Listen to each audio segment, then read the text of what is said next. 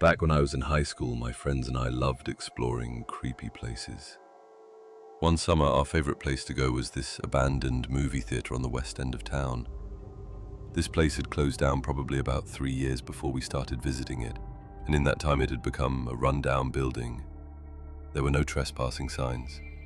The front door was busted and didn't latch or lock, so people were able to get inside.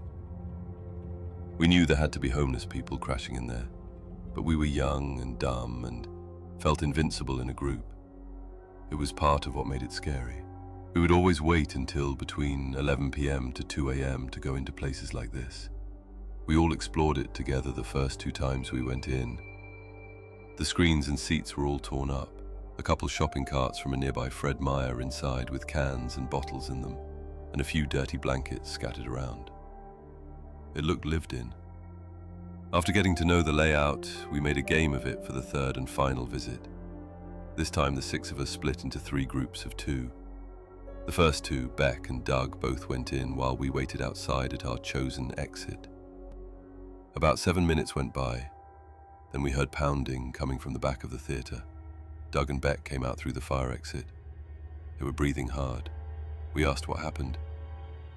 They said that about a minute after they entered, a really tall, creepy, homeless-looking man with greasy hair walked right past them, heading for the entrance.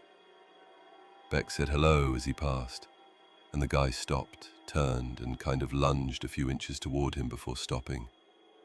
His face was wrinkly, like a burn victim. He stared for a second, then walked around the corner. They started pounding on the door to warn us. That meant the 6 of us were inside a building with this guy and didn't even know it. We immediately headed out through the fire exit and got to our car in the Fred Meyer parking lot, about 100 yards away. Suddenly a car pulled in behind us, headlights shining, with red and blues flashing. The police officer had us sit down. He told us it was dangerous, someone had been hurt there before, and let us go. As we drove off, we saw him shining a light inside the front entrance. We never went back.